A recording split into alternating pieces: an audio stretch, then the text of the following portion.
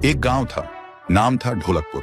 बड़ा ही शांत और सुंदर गांव था। लोग हमेशा खुशी से झूमते थे क्योंकि उस गांव में रहता था महाराज रायस्टार, जो अपने गांव के लिए एक शेर था जो कभी अपने लोगों के साथ गलत होने नहीं देता था। लेकिन उस गांव में छुपा था एक डरावना राज, एक राज जो सबके दिल में था पर जुबान पे नहीं। गांव के बीच एक सूखा हुआ पेड़ था जिसे लोग कहते थे श्रापित पेड़। ना कोई उसके पास जाता, ना कोई उससे आंख मिलाता। हर पूर्णिमा के अगले दिन उस पेड़ के नीचे एक लाश मिलती थी।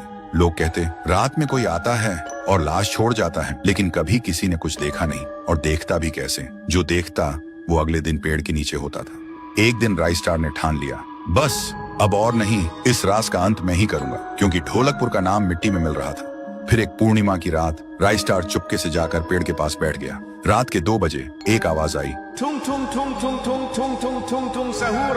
और फिर वो पेड़ भूत में बदल गया। वो भूत कुछ अजीब सा था, एक भयानक शैतानी हंसी वाला चेहरा, आंखें बड़ी बड़ी। वो पेड़ चल के एक घर के गेट को जोर जोर से खटखटाने लगता है। तभी एक आदमी डर के मारे आवाज सुन के बाहर निकलता है। वो भूत अपने लकड़ी जैसे हाथ से एक ऐसा थप्पड़ मारता कि उसकी सांस वहीं थम जाती है और उसी जगह उस लाश को ले जाता है और वापस फिर से पेड़ बन जाता था। देखते ही रायस्टार का दिल कांप जाता है, पर वो कुछ बोलता नहीं।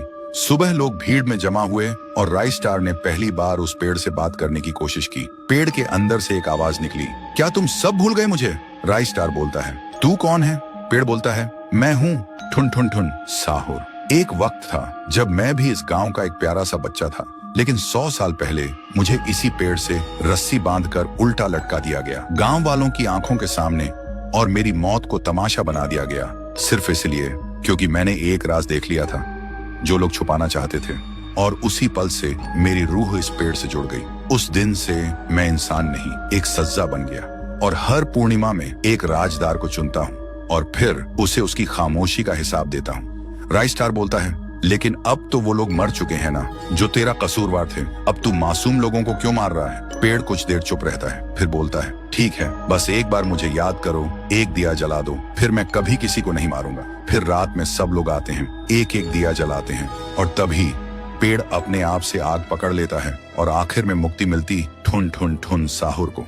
उस दिन के बाद गांव में कभी कोई लाश नहीं मिली। हर पूर्णिमा में लोग एक दिया जलाकर उसकी यादों को जिंदा रखते हैं, क्योंकि अगर भूल गए तो सपने में एक आवाज सुनाई देती थी, थुंग थुंग थुंग थुंग थुंग थुंग थुंग थुंग थुंग सहूर।